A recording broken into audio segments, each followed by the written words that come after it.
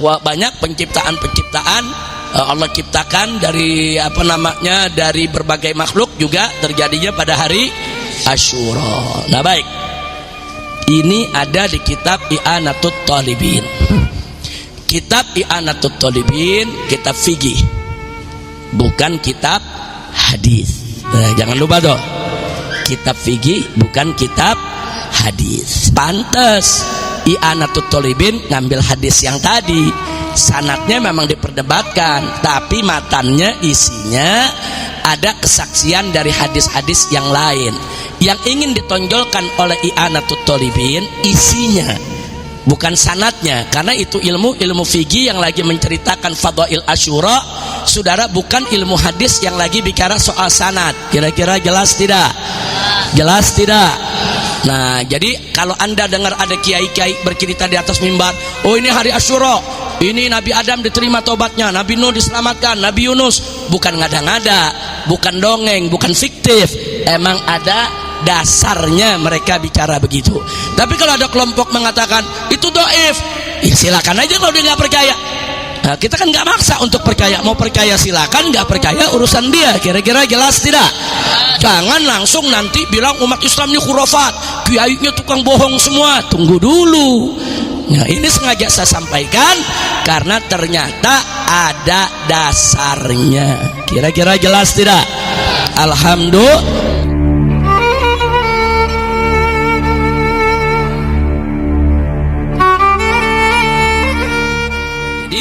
Hari Asyura itu adalah hari di mana Allah melimpahkan taubat dan maghfirahnya kepada Nabi Adam. Nabi Adam melakukan kesalahan, bukan melakukan dosa ya. Para nabi nggak punya dosa, melakukan kesalahan karena beliau hamba yang Allah cinta. Allah nggak mau hamba yang dicinta, jangankan dosa, berbuat salah pun saudara tetap ditegur oleh Allah. Nah, di hari Asyura itu Adam mendapatkan limpahan taubat, rahmah, maghfirah dari Allah dan diangkat menjadi nabi. Alhamdulillah. Jadi Sofyan orang yang suci, orang pilihan saudara. Nah, kemudian selanjutnya wa rafa'a fihi Idris makanan aliyya. Dan Nabi Idris di hari Asyura itu juga diangkat oleh Allah di tempat yang tinggi. Kemudian wa akhraja Nuhan minas safina, dan di hari Asyura itu juga Allah Subhanahu wa taala menyelamatkan Nabi Nuh dari air bah. Di saat itulah perahu Nabi Nuh yang sudah 140 hari lebih terombang-ambing di ombak di air bah yang begitu hebat melanda dunia, akhirnya di hari itu mendarat saudara. Nah, semua penumpangnya selamat. Itu kejadiannya juga selamatnya di hari Asyura. Wa naja Ibrahim minan nar, dan di hari Asyura juga Nabi Ibrahim dilempar ke api oleh Namrud dan Allah selamatkan Nabi Ibrahim tidak terbakar. Wa anzalallahu fihi Taurah ala Musa, dan di hari yaitu Asyura juga Allah turunkan Taurat kepada Nabi Musa alaihi salam. Wa akhraja fihi Yusufu minas sijn, dan Allah keluarkan bebaskan Nabi Yusuf dari penjara. Wa radda fihi ala Yaqub basarah, dan di hari itu juga Nabi Yakub yang buta matanya karena menangisi Yusuf yang hilang saudara, hari itu matanya kembali penglihatannya Allah berikan. Juga di hari Asyura. Wa fihi kasafad durra an Ayyub, dan di hari Asyura itu sendiri Allah Subhanahu wa taala menyembuhkan penyakitnya Nabi Ayyub alaihi salam. Wa fihi akhraja Yunus min batnil hut, dan di hari itu juga Allah selamatkan Nabi Yunus dan dikeluarkan dari perut ikan paus saudara. Wa fihi falaqal bahr li bani Israil, dan di hari itu juga Allah selamatkan Bani Israel bersama Nabi Musa dari kejaran Fir'aun sehingga laut terbelah dua saudara. Wa fihi ghafara li Daud dzambah, dan di hari itu juga Allah memaafkan kesalahan Daud alaihi salam. Ingat, salah Nabi bukan dosa. Jangan disamain dengan kita, saudara. Kalau disebut kesalahan tuh khata. Khata itu bisa karena khilaf, karena tidak sengaja. Jadi bukan dosa. Kesalahan belum tentu dosa. Jangan lupa. Tapi sungguh pun begitu, Allah rahmati, Allah limpahkan, yaitu ghufrannya kepada Nabi Daud alaihis salam. Wa fihi a'tallahul mulka li Sulaiman. Dan di hari Asyura itu juga Allah memberikan kepada Nabi Sulaiman kerajaannya. Nabi Sulaiman jadi raja, penguasa dunia dengan kekayaan dan kekuasaan yang luar biasa. Allah berikan ini semua pada hari Asyura. Wa fi hadzal yaum, dan di hari Asyura ini juga ghafara li Muhammadin sallallahu alaihi wasallam ma taqaddama min dzambih wa ma ta'akhkhar. Subhanallah. Dan di hari Asyura juga turun jaminan dari Allah lewat ayat suci Al-Qur'an bahwa nabi kita dijamin oleh Allah akan dimaafkan segala kesalahannya, baik yang telah lalu bahkan sekalipun yang akan datang, saudara. Nah, ini satu anugerah yang luar biasa, itu juga didapatkan di hari Asyura, saudara. Nah, kemudian saudara, setelah itu di sini juga disebutkan wa huwa awwalu yaumi khalqillahi fiki dunya wa awwalu yaumin nazala fikil matar minas sama yaum Asyura wa awwalu rahmatin nazalat ilal ardi yaumi Asyura, dan seterusnya. Artinya di sini diceritakan bahwa hujan pertama kali turun di atas muka bumi ini juga hari Asyura, ya ikhwah. Kemudian bahwa banyak penciptaan-penciptaan Allah ciptakan dari dari berbagai makhluk juga terjadinya pada hari Asyura. Nah, baik. Ini ada di kitab I'anatut Talibin.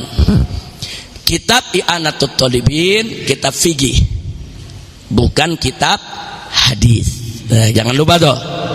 Kitab fikih bukan kitab hadis. Nah, sekarang kita mau tahu apa komentar para ahli hadis tentang yang tadi kita baca, saudara. Nah, yang tadi kita baca itu, saudara, itu ada diriwayatkan oleh Imam Dailami dalam kitab Al-Firdaus, dalam jami'nya, saudara. Diriwayatkan juga oleh Imam Tabrani fil Mu'jamil Kabir dalam hadis yang cukup panjang. Dan diriwayatkan juga oleh Imam Baihaqi di dalam kitab Syu'abul Iman, saudara. Artinya yang tadi kita baca itu, saudara, ada beberapa ahli hadis meriwayatkannya. Hanya saja yang jadi masalah di dalam sanad hadis tersebut ada orang bernama Utsman ibn Mutir. Nah, Utsman ibn Mutir ini disepakati oleh ulama hadis ala dha'fihi. Riwayatnya lemah, nggak bisa dipercaya. Nah, sampai di sini dulu nih, kita lihat dulu nih riwayat yang tadi itu ada yang meriwayatkan beberapa ulama, tapi dalam sanadnya ada masalah, saudara. Itu dulu yang saya mau garis bawahi. Lalu apa dengan demikian isi hadisnya itu juga lemah? Tunggu dulu. Hadis ini sanadnya lemah. Bahkan ada ulama bilang maudhu. Kalau maudhu itu berarti palsu. Sanad hadis yang barusan, saudara. Perhatikan, sanad hadis yang barusan, iya, itu lemah. Bahkan ada yang mengatakan maudhu, palsu, saudara. Tapi kita husnudzon, apa iya hadis yang isinya palsu dimasukin sama Imam Dimyati di dalam kitab I'anatut Talibin, saudara. Apa iya Imam Faqih ini nggak tahu kalau hadis itu maudhu? Nah, kita periksa dulu, kenapa sih kok ada hadis yang sanadnya dipermasalahkan dimuat, saudara? Nah, apa dengan sengaja nih mau pamer hadis maudhu? Nah, sebab kalau orang yang nggak paham nanti main nyerang tuh. Kita fikih ada hadis maudhunya. Kita fikih begini, kita fikih begitu. Tunggu dulu, saudara. Mari kita lihat. Ternyata ammal waqi'atul lati fil hadis faqad warada dzikru ba'dha fi ahaditsin ukhra aidan. Ya, di sanadnya memang ada orang bermasalah, tapi al-waqi'at, kejadian-kejadian yang tadi disebutkan, seperti apa? Menangnya Nabi Musa, kemudian mendaratnya Nabi Nuh, selamatnya Nabi Yunus, saudara. Kejadian-kejadian itu yang diceritakan dalam hadis tadi ternyata ada diceritakan oleh hadis-hadis yang lain yang tidak palsu, saudara. Kira-kira jelas gak? Ada hadis lain yang sanadnya berbeda.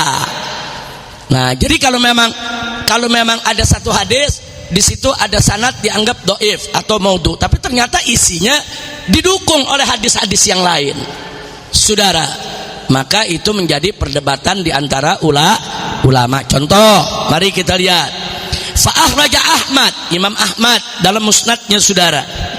Di situ dikatakan oleh Imam Ahmad dalam hadisnya, maran Nabiyyu sallallahu alaihi wasallam bi unasin minal yahudi qad shamu yaum Asyura. Suatu hari, saudara, dalam riwayat Imam Ahmad, Abu Hurairah bercerita bahwa Nabi suatu hari melewati orang-orang Yahudi yang sedang berpuasa Asyura. Faqala, kemudian Nabi berkata, ma hadza minas shaum, ada apa nih dengan puasanya kalian ini semua? Qalu, mereka menjawab, hadzal yaumul ladzi najallahu Musa wa bani Israil minal gharq wa gharaqa fihi Fir'aun wa hadza yaum istawat fihi safinah 'alal judi fasamahu Nuh wa Musa syukran lillah. Di sini diceritakan orang Yahudi tadi semua menjawab, oh ini hari kemenangan Musa dan ini juga hari selamatnya Nabi Nuh. Dua-duanya puasa di hari ini. Ini menjadi tanda syukur kepada Tuhan mereka. Ini hadis enggak maudhu, saudara. Nah, artinya ceritanya ada yang mirip gak tuh tadi? Soal Nabi Nuh ada, soal Nabi apalagi barusan ada Nabi Musa. Baik, saudara, kita lihat lagi dalam kitab Musannaf Imam Abdul Razzaq. Rawa, di sini sebutkan warwa Abdul Razzaq an Ibn Jurayj an rajulin an Ikrimah. Jadi ini Ikrimah minat tabi'in, saudara. Mengatakan huwa yaumun taballahu ala Adam yauma Asyura. Jadi Ikrimah tabi'in mengakui, saudara, di sini mengatakan bahwa hari Asyura itu adalah hari di mana Allah menerima taubat Nabi Adam. Sama gak dengan yang tadi? Sama. Ini Ikrimah tabi'in, saudara. Nah, kemudian mari kita lihat lagi riwayat Abul Qasim Al-Asbahani fi kitab Targhib an Abi Hurairah. Di situ dikatakan yaum Asyura, hari Asyura adalah al-yaumul ladzi taballahu fihi ala Adam, hari yang Allah menerima taubatnya Adam. Wal yaumul ladzi istawat fihi safinatun Nuh alal judi, dan merupakan hari di mana mendaratnya daripada perahu Nabi Nuh, saudara, di lembah Judi. Wal yaumal ladzi faraqallahu fikil bahr, dan itu juga hari di mana Allah membelah lautan untuk Musa dan Bani Israel.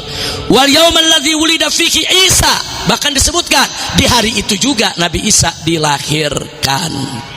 Nah, ini yang kita sebutkan ini, saudara, hadis-hadis barusan. Memang ulama berbeda pendapat. Oh, ini ada yang dhaif, ini ada yang hasan, tapi nggak ada yang maudhu yang ini, saudara. Nah, jangan lupa tuh, nggak ada yang palsu. Nah, sehingga pantas I'anatul Thalibin ngambil hadis yang tadi. Sanadnya memang diperdebatkan, tapi matannya, isinya ada kesaksian dari hadis-hadis yang lain. Yang ingin ditonjolkan oleh I'anatul Thalibin isinya, bukan sanadnya, karena itu ilmu fikih yang lagi menceritakan fadail Asyura, saudara, bukan ilmu hadis yang lagi bicara soal sanad. Kira-kira jelas tidak? Jelas tidak? Nah, jadi kalau anda dengar ada kiai-kiai bercerita di atas mimbar, oh ini hari Asyura, ini Nabi Adam diterima tobatnya, Nabi Nuh diselamatkan, Nabi Yunus, bukan ngada-ngada, bukan dongeng, bukan fiktif, emang ada dasarnya mereka bicara begitu. Tapi kalau ada kelompok mengatakan itu dhaif, ya silakan aja kalau dia nggak percaya. Nah, kita kan nggak maksa untuk percaya, mau percaya silakan, nggak percaya urusan dia. Kira-kira jelas tidak? Jangan langsung nanti bilang umat Islam ini khurafat, kiainya tukang bohong semua. Tunggu dulu. Nah, ini sengaja saya sampaikan karena ternyata ada dasarnya. Kira-kira jelas tidak?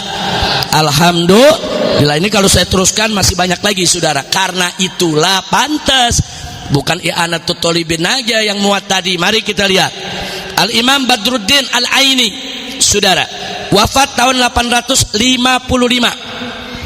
Kita sekarang tahun berapa ya? 1445. Ini tahun 855. Udah berapa tahun nih? Hah? Udah 600-an, 610 tahun, 910. Hah? Nah, coba hitung sendiri dah ya. Iya, ntar nanti kita ngitung lama lagi. Nah, tapi yang jelas 600 tahun lebih kan? 600 tahun lebih ya. Wah, ini bukan buku baru kemarin, bukan. Nah, di sini apa beliau katakan? 5 sumyal yaumul asir Asyura. Kenapa hari Asyura itu saudara, kenapa hari ke-10 bulan Muharram itu disebut Asyura?